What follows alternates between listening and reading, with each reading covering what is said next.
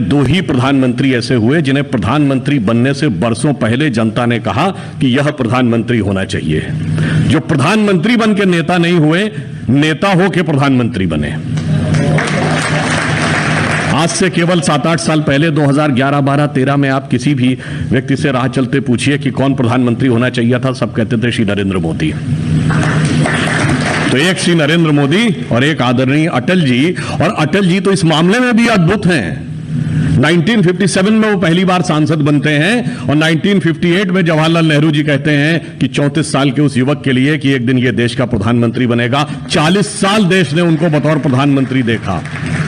यह सौभाग्य किसी नेता को नहीं प्राप्त हुआ कि 2 पीढ़ियों तक देश की जनता उन्हें प्रधानमंत्री के रूप में देखती रही, और उन्होंने अपने आचरण में जो शुचिता, जो समृद्धि, जो आचरण दिखाया, वो अपने आप में बहुत अपूर्व था। और उसमें मुझे यह भी याद आता है कि उस एक नई यात्रा की शुरुआत इसी मुंबई की धरती से हुई थी। मैं इस मुंबई की धरती को भी प्रणाम करता हूं, क्योंकि यह सिर्फ भारत की आर्थिक राजधानी नहीं है, छत्रपति शिवाजी का भी यह क्षेत्र है, यानी यह वैभव का भी प्रतीक है, गौरव का भी प्रतीक है।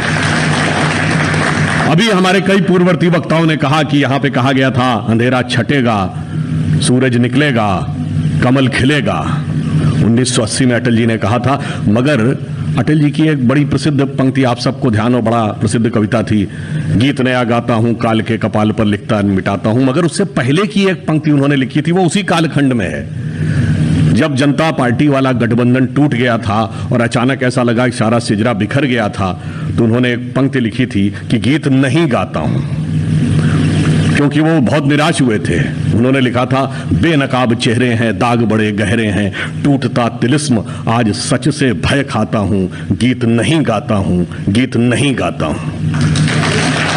फिर एक नया संकल्प लेकर इसी मुंबई की धरती पर जब भारतीय जनता पार्टी बनी और उसका पहला अधिवेशन हुआ, तो उन्होंने असंभव से संभव करने का संकल्प लिया और उन्होंने लिखा, गीत नया गाता हूं।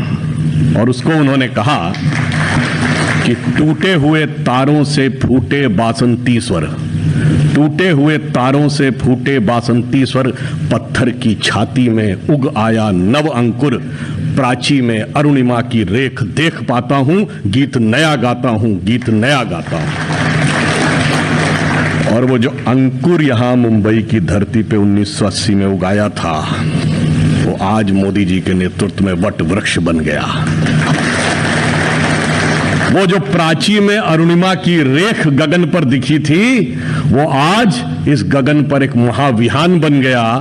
और आज जो भारत में परिवर्तन आया है, उसे ये कह सकते हैं कि अरुण गगन पर महाप्रगति का अब ये मंगल गान उठा, पर्वत करवट बदला अंगड़ाई ली, सोया हिंदुस्तान उठा।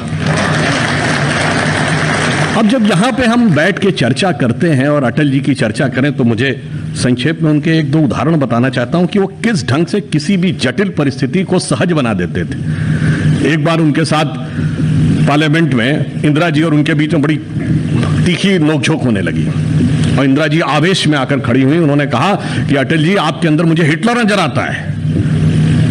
तो अटल जी ने कहा कि माननीय प्रधानमंत्री महोदय, आपको मेरे अंदर हिटलर क्यों नजर आता? कहा, आपकी विचारधारा वैसी है और आप हिटलर की तरह हाथ उठा उठाकर भाषण करते हैं।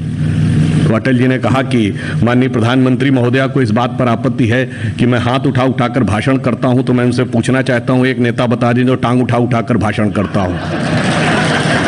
और अचानक सारा का सारा टकरार का वातावरण उसमें बदल गया। किसी बड़े गंभीर विषय को कैसे करते थे? आपको याद हो 2001 में अटल जी प्रधानमंत्री थे, परवेज मुशर्रफ आए थे, आगरा में समिट हुई, कोई निर्णय नहीं ले पाया। पार्लियामेंट में बहुत हंगामा, विपक्ष ने स्थगन प्रस्ताव लाया कि भाई ऐसा कैसे हुआ, क्यों बुलाया गया, क्या आवश्यकता थी, मिलने की क्या जरूरत थी परवेज मुशर्रफ से। अब अटल जी को बतौर प्रधानमंत्री जवाब देना था उस वार्ता की विफलता पर, यानी विदेश नीति संबंधित वार्ता की विफलता पर बतौर प्रधानमंत्री उन्हें बोलना था। तो उन्होंने क्या शुरू किया? जब मैं संघ का प्रचारक हुआ करता था और बस से दिल्ली आता था, तो मेरठ से दिल्ली के बीच में मैं देखता था दीवालों पर लिखा रहता था, रिश्ते ही रिश्ते मिले या लिखें। एक फोन नंबर होता था, एक एड्रेस होता था, लोग उसे पढ़ते थे, उस एड्रेस पे जाके मिलते थे। पर जरूरी तो नहीं कि हर मुलाकात में रिश्ता बन ही जाए। तो हमने भी मुलाकात की, रिश्ता नहीं बन पाया। तो ये मैं इसलिए जस्ट बताना चाहता हूं कि वो किस ढंग से किस चीज को करते थे। एक उदाहरण और देता हूं, 2004 का लोकसभा चुनाव था। लखनऊ के चुनिंदा 100 कार्यकर्ताओं को बुलाया गया प्रधानमंत्री आवास में। मैं भी वहां पे गया और सब कार्यकर्ताओं ने, जैसा आप सब लोगों को तो बहुत आभास होगा, सबने कहा अटल जी कोई आवश्यकता नहीं है, बस आप आइए, नामांकन भर के चले जाइए। किसी ने कहा 3.5 लाख से जीतेंगे, किसी ने कहा 3 लाख से जीतेंगे। अटल जी सबकी बात सुनते रहे। जब उनका समय आया तो देखिए कार्यकर्ताओं कैसा संदेश दिया। उन्होंने कहा कि मेरे पिताजी बताते हैं घर के पास एक मौलवी साहब रहते थे। एक बार उनके पास गए, उनसे पूछा कि मौलवी साहब आपके कितने बेटे हैं? तो मौलवी साहब ने कहा जी वैसे तो 1 है, ऐसे तो 4 हैं, ऐसे तो 10 हैं, वैसे तो 100 हैं, और एक तरीके समझो तो कोई नहीं। तो उन्होंने कहा जी ये तो पहली कोई समझ में नहीं आई, 1, 4, 10, 100 और कोई नहीं। उन्होंने कहा जी मेरा बेटा तो 1 है मगर खाता 4 आदमियों के बराबर है, तो जब वो भोजन पे बैठता मुझे लगता मेरे 4 लड़के हैं। कहा उसके बाद वो ऊधम 10 लड़कों के बराबर काटता है घर में, तो मुझे लगता मेरे 10 लड़के हैं। और जब बाहर जाता है तो 100 लड़कों के बराबर शिकायत उसके आती है, तो मुझे लगता 100 लड़के हैं, मगर काम के समय वो दिखाई नहीं पड़ता, तो मुझे लगता मेरा कोई लड़का ही नहीं। अब मतलब जो संदेश भी देना था वो सहज ढंग से उन्होंने दिया। और अंत में मैं यह भी कहना चाहूंगा कि आज अभी बहुत अच्छी मनोज मुंतशिर जी ने हिंदू तन मन हिंदू जीवन कविता पढ़ी, और इसको लेकर तो आज देश में बड़ा वितंडावाद चल रहा है। हिंदू क्या है, हिंदुत्व क्या है। अभी प्रधानमंत्री जी ने काशी में भव्य कॉरिडोर का उद्घाटन किया और वहां पे उन्होंने क्या बोला कि यदि कोई तलवार के दम पर संस्कृति को समाप्त करने का प्रयास करता है, कोई औरंगजेब आता है तो छत्रपति शिवाजी बनकर भी कोई खड़ा होता है। अब मैं बताना चाहता हूं कि उसका उत्तर इसी महाराष्ट्र की धरती से आता है। जो लोग ये कहते हैं, जो अल्पज्ञानी लोग कहते हैं कि हिंदू शब्द 100 साल पहले, 80 साल पहले पुराना आया है, जनाब वो भूल जाते हैं कि छत्रपति शिवाजी महाराज के साम्राज्य का नाम हिंदवी स्वराज्य और बाद में हिंदू पद पादशाही था। 400 साल पहले का शब्द है। और उन्होंने जब ये कहा कि काशी में क्या आवश्यकता थी औरंगजेब का उल्लेख करने की और क्या आवश्यकता थी छत्रपति शिवाजी का उल्लेख करने की, हमारे विरोधियों ने कहा, तो इसका उत्तर भी यहीं से आता है। शिवाजी महाराज के राजकवि भूषण ने कहा था कि कुंभकर्ण असुर अवतारी औरंगजेब, काशी और प्रयाग में दुहाई फेरी रब की, और तोड़े देव देवालय शहर मोहल्ले के रे, लाखों मुसलमान किए माला तोड़ी सब की, और काशी करबला होती, मथुरा मदीना होती, शिवाजी ना होते तो सुन्नत होती सब की। इसीलिए फिर उन्होंने लिखा था, जिनको लगता है कि हिंदुत्व शब्द पुराना है उनसे कहो भाई सुनो जाके, शिवाजी के लिए कहा गया था राखी हिंदुवानी हिंदुवाने का तिलक राखो, स्मृति पुराने राखो, वेद धुन सुनी में, और शाही के सपूत शिवराज शमशीर तेरी, दिल्ली दल दाब के दीवाल राखो दूनी में। मगर आज शिवाजी की परंपरा के एक एक्सक्लूसिव कॉपीराइट होल्डर दिल्ली दल तो छोड़िए इटली दल से दब गए। इसलिए मैं सिर्फ यह कहना चाहूंगा कि मनोज मुंतशिर जी ने अभी हिंदू तन मन कविता सुनाई थी। मुझे बचपन से कविता याद है, 12वीं क्लास से, और उसका जो पहला छंद उन्होंने सुनाया था, लोगों को जिनको हिंदू हिंदू तो समझ में नहीं आता, तो मैं वो पहला छंद रिपीट करके एक और छंद था जो शायद उन्होंने छोड़ दिया था, वह भी मैं बता देता हूं। दोनों में अब फिर कहने वालों को एनालिसिस करने दीजिएगा क्या हिंदू है क्या हिंदुत्व है। तो जो उन्होंने पहला कहा था कि मैं शंकर का वा क्रोधानल कर सकता जगती छार छार में, डमरू की प्रलयंकर ध्वनि नचता जिसमें भीषण संहार, रणचंडी की अतृप्त प्यास में, दुर्गा का उन्मत्त हास मैं, यम की प्रलयंकर पुकार जलते मरघट का धुआंधार, फिर अंतरतम की ज्वाला से, फिर अंतरतम की ज्वाला से जगती में आग लगा दूं मैं, यदि धड़क उठे विप्लव लेकर जल थल अंबर जड़ चेतन तो कैसा विस्मय, हिंदू तन मन हिंदू जीवन रग रग हिंदू मेरा परिचय। मगर वो सिर्फ इतना ही नहीं है, आगे है वो कैसे करेगा। उन्होंने कहा मैं अखिल विश्व का गुरु महान, जो आपने छोड़ दिया था, मैं अखिल विश्व का गुरु महान, देता विद्या का अमर दान, मैंने दिखलाया मुक्ति मार्ग, मैंने सिखलाया ब्रह्म ज्ञान, मेरे वेदों का ज्ञान अमर, मेरे वेदों की ज्योति प्रखर, मानव के मन का अंधकार क्या कभी सामने सका ठहर, मेरे स्वर्णभ में गहर गहर सागर के जल में छहर छहर, इस कोने से उस कोने तक कर सकते जगती सौरभ में, हिंदू तन मन हिंदू जीवन, रग रग हिंदू मेरा परिचय। और वो अटल जी ने ऐसे नहीं कहा था। देखिए मोदी जी ने जब योग अंतर्राष्ट्रीय योग दिवस मनाया, 173 देशों ने इस कोने से उस कोने तक कर सकते जगती सौरभ में एक संदेश दिया। और अंत में मैं कहता हूं, महाराष्ट्र की धरती पे जो हुआ, विचित्र हुआ पिछले कुछ चुनाव के बाद, तो अटल जी की वह पंक्ति मुझे याद आती है। क्या हुआ? भरी दोपहरी में अंधियारा, सूरज परछाई से हारा। भरी दोपहरी में अंधियारा, सूरज परछाई से हारा, अंतरतम का नेह निचोड़े, बुझी हुई बाती सुलगाएं, आओ फिर से दिया जलाएं। मगर आगे होना क्या है, चिंता मत करिए। मैं देवेंद्र जी से भी कह रहा हूं, बस हम लोगों को, और आशीष जी ध्यान रखिए, लोढ़ा जी ध्यान रखिए, आहुति बाकी यज्ञ अधूरा। अटल जी की उसी कविता के आगे की लाइन है, आहुति बाकी यज्ञ अधूरा, अपनों के विघ्नों ने घेरा। कोई बात नहीं, विघ्न आने दीजिए, अंतिम जय का अस्त्र बनाने, नव दधीच हड्डियां गलाएं, आओ फिर से दिया जलाएं। धन्यवाद। भारत की राजनीति में दो ही प्रधानमंत्री ऐसे हुए जिन्हें प्रधानमंत्री बनने से बरसों पहले जनता ने कहा कि यह प्रधानमंत्री होना चाहिए। जो प्रधानमंत्री बन के नेता नहीं हुए, नेता हो के प्रधानमंत्री बने। आज से केवल 7-8 साल पहले 2011, 12, 13 में आप किसी भी व्यक्ति से राह चलते पूछिए कि कौन प्रधानमंत्री होना चाहिए था, सब कहते थे श्री नरेंद्र मोदी। तो एक श्री नरेंद्र मोदी और एक आदरणीय अटल जी, और अटल जी तो इस मामले में भी अद्भुत हैं। 1957 में वो पहली बार सांसद बनते हैं, और 1958 में जवाहरलाल नेहरू जी कहते हैं कि 34 साल के उस युवक के लिए कि एक दिन ये देश का प्रधानमंत्री बनेगा। 40 साल देश ने उनको बतौर प्रधानमंत्री देखा।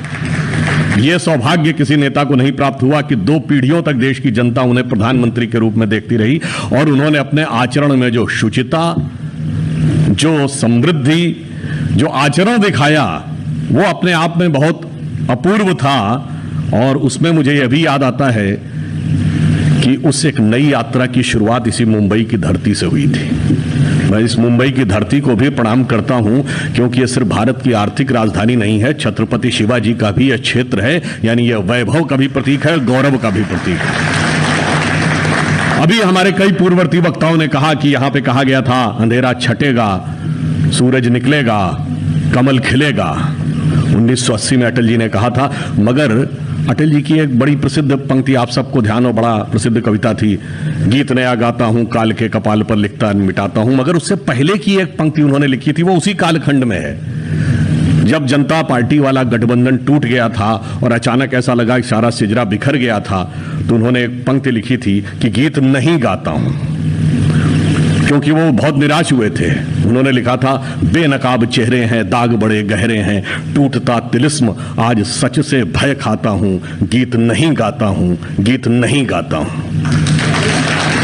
फिर एक नया संकल्प लेकर इसी मुंबई की धरती पर जब भारतीय जनता पार्टी बनी और उसका पहला अधिवेशन हुआ, तो उन्होंने असंभव से संभव करने का संकल्प लिया और उन्होंने लिखा, गीत नया गाता हूं। और उसको उन्होंने कहा कि टूटे हुए तारों से फूटे बासंती स्वर, टूटे हुए तारों से फूटे बासंती स्वर, पत्थर की छाती में उग आया नव अंकुर, प्राची में अरुणिमा की रेख देख पाता हूं, गीत नया गाता हूं, गीत नया गाता हूं। और वो जो अंकुर यहां मुंबई की धरती पे 1980 में उगाया था, वो आज मोदी जी के नेतृत्व में वट वृक्ष बन गया।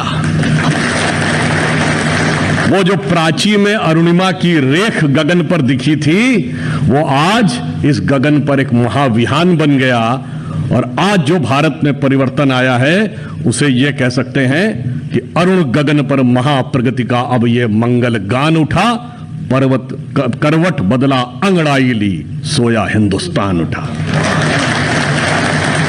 अब जब यहां पे हम बैठ के चर्चा करते हैं और अटल जी की चर्चा करें, तो मुझे संक्षेप में उनके 1-2 उदाहरण बताना चाहता हूं कि वो किस ढंग से किसी भी जटिल परिस्थिति को सहज बना देते थे। एक बार उनके साथ पार्लियामेंट में इंदिरा जी और उनके बीच में बड़ी तीखी नोकझोंक होने लगी। और इंदिरा जी आवेश में आकर खड़ी हुई, उन्होंने कहा कि अटल जी आपके अंदर मुझे हिटलर नजर आता है। तो अटल जी ने कहा कि माननीय प्रधानमंत्री महोदय, आपको मेरे अंदर हिटलर क्यों नजर आता? कहा आपकी विचारधारा वैसी है और आप हिटलर की तरह हाथ उठा उठा कर भाषण करते हैं। तो अटल जी ने कहा कि माननीय प्रधानमंत्री महोदया को इस बात पर आपत्ति है कि मैं हाथ उठा उठाकर भाषण करता हूं, तो मैं उनसे पूछना चाहता हूं, एक नेता बता दीजिए जो टांग उठा उठाकर भाषण करता हूं। और अचानक सारा का सारा टकरार का वातावरण उसमें बदल गया। किसी बड़े गंभीर विषय को कैसे करते थे? आपको याद हो 2001 में अटल जी प्रधानमंत्री थे, परवेज मुशर्रफ आए थे, आगरा में समिट हुई, कोई निर्णय नहीं दे पाया। पार्लियामेंट में बहुत हंगामा, विपक्ष ने स्थगन प्रस्ताव लाया कि भाई ऐसा कैसे हुआ, क्यों बुलाया गया, क्या आवश्यकता थी, मिलने की क्या जरूरत थी परवेज मुशर्रफ से। अब अटल जी को बतौर प्रधानमंत्री जवाब देना था उस वार्ता की विफलता पर, यानी विदेश नीति संबंधित वार्ता की विफलता पर बतौर प्रधानमंत्री उन्हें बोलना था। तो उन्होंने क्या शुरू किया?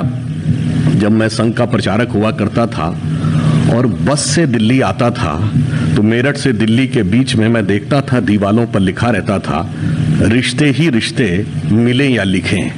एक फोन नंबर होता था, एक एड्रेस होता था, लोग उसे पढ़ते थे, उस एड्रेस पे जाके मिलते थे। पर जरूरी तो नहीं कि हर मुलाकात में रिश्ता बन ही जाए। तो हमने भी मुलाकात की, रिश्ता नहीं बन पाया। तो ये मैं इसलिए जस्ट बताना चाहता हूं कि वो किस ढंग से किस चीज को करते थे। एक उदाहरण और देता हूं, 2004 का लोकसभा चुनाव था, लखनऊ के चुनिंदा 100 कार्यकर्ताओं को बुलाया गया प्रधानमंत्री आवास में। मैं भी वहां पे गया और सब कार्यकर्ताओं ने, जैसा आप सब लोगों को तो बहुत आभास होगा, सबने कहा अटल जी कोई आवश्यकता नहीं है, बस आप आइए, नामांकन भर के चले जाइए। किसी ने कहा 3.5 लाख से जीतेंगे, किसी ने कहा 3 लाख से जीतेंगे। अटल जी सबकी बात सुनते रहे। जब उनका समय आया तो देखिए कार्यकर्ताओं कैसा संदेश दिया। उन्होंने कहा कि मेरे पिताजी बताते हैं घर के पास एक मौलवी साहब रहते थे। एक बार उनके पास गए, उनसे पूछा कि मौलवी साहब आपके कितने बेटे हैं? तो मौलवी साहब ने कहा जी वैसे तो 1 है, ऐसे तो 4 हैं, ऐसे तो 10 हैं, वैसे तो 100 हैं और एक तरीके समझो तो कोई नहीं। तो उन्होंने कहा जी ये तो पहली कोई समझ में नहीं आई, 1, 4, 10, 100 और कोई नहीं।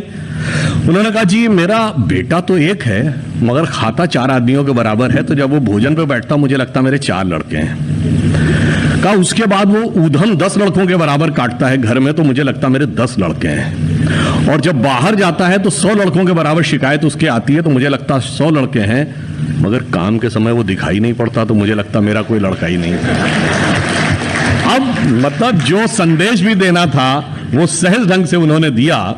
और अंत में मैं यह भी कहना चाहूंगा कि आज अभी बहुत अच्छी मनोज मुंतशिर जी ने हिंदू तन मन हिंदू जीवन कविता पढ़ी और इसको लेकर तो आज देश में बड़ा वितंडावाद चल रहा है, हिंदू क्या है, हिंदुत्व क्या है।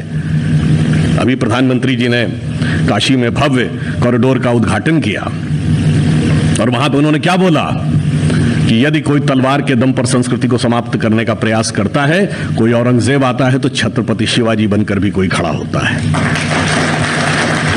अब मैं बताना चाहता हूं कि उसका उत्तर इसी महाराष्ट्र की धरती से आता है। जो लोग ये कहते हैं, जो अल्पज्ञानी लोग कहते हैं कि हिंदू शब्द 100 साल पहले, 80 साल पहले पुराना आया है, जनाब वो भूल जाते हैं कि छत्रपति शिवाजी महाराज के साम्राज्य का नाम हिंदवी स्वराज्य और बाद में हिंदू पद पादशाही था।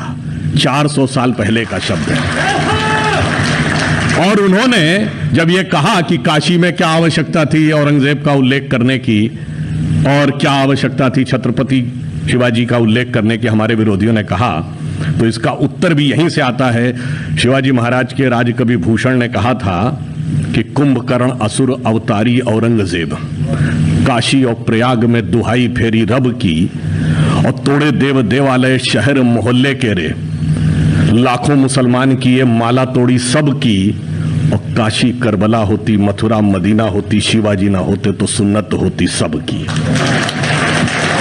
इसीलिए फिर उन्होंने लिखा था, जिनको लगता है कि हिंदुत्व शब्द पुराना है उनसे कहो भाई सुनो जाके, शिवाजी के लिए कहा गया था राखी हिंदुवानी हिंदुवाने का तिलक राखो, स्मृति पुराने राखो, वेद धुन सुनी में, और शाही के सपूत शिवराज शमशीर तेरी, दिल्ली दल दाब के दीवाल राखो दूनी में।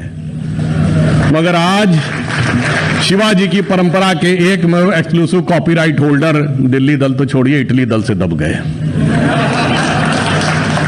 इसलिए मैं सिर्फ यह कहना चाहूंगा कि मनोज मुंतशिर जी ने अभी हिंदू तन मन कविता सुनाई थी।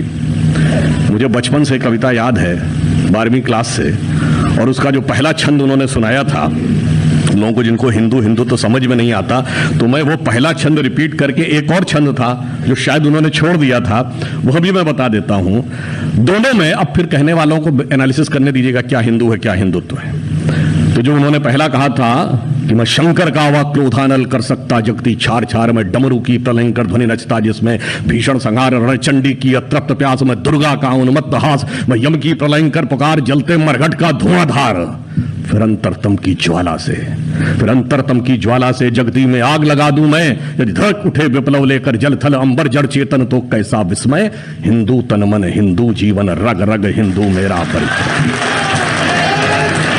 मगर वो सिर्फ इतना ही नहीं है, आगे है वो कैसे करेगा। उन्होंने कहा मैं अखिल विश्व का गुरु महान, जो आपने छोड़ दिया था, मैं अखिल विश्व का गुरु महान, देता विद्या का अमर दान, मैंने दिखलाया मुक्ति मार्ग, मैंने सिखलाया ब्रह्म ज्ञान, मेरे वेदों का ज्ञान अमर, मेरे वेदों की ज्योति प्रखर, मानव के मन का अंधकार क्या कभी सामने सका ठहर, मेरे स्वर्णभ में गहर गहर सागर के जल में छहर छहर, इस कोने से उस कोने तक कर सकते जगती सौरभ में, हिंदू तन मन हिंदू जीवन रग रग हिंदू मेरा परिचय। और अटल जी ने ऐसे नहीं कहा था। देखिए मोदी जी ने जब योग अंतर्राष्ट्रीय योग दिवस मनाया, 173 देशों ने इस कोने से उस कोने तक कर सकते जगती सौरभ में एक संदेश दिया। और अंत में मैं कहता हूं, महाराष्ट्र की धरती पे जो हुआ, विचित्र हुआ पिछले कुछ चुनाव के बाद, तो अटल जी की वह पंक्ति मुझे याद आती है। क्या हुआ? भरी दोपहरी में अंधियारा, सूरज परछाई से हारा, भरी दोपहरी में अंधियारा, सूरज परछाई से हारा, अंतरतम का नेह निचोड़े, बुझी हुई बाती सुलगाएं, आओ फिर से दिया जलाएं। मगर आगे होना क्या है, चिंता मत करिए। मैं देवेंद्र जी से भी कह रहा हूं, बस हम लोगों को, और आशीष जी ध्यान रखिए, लोढ़ा जी ध्यान रखिए, आहुति बाकी यज्ञ अधूरा, अटल जी की उसी कविता के आगे की लाइन है, आहुति बाकी यज्ञ अधूरा, अपनों के विघ्नों ने घेरा। कोई बात नहीं, विघ्न आने दीजिए, अंतिम जय का अस्त्र बनाने, नव दधीच हड्डियां गलाएं, आओ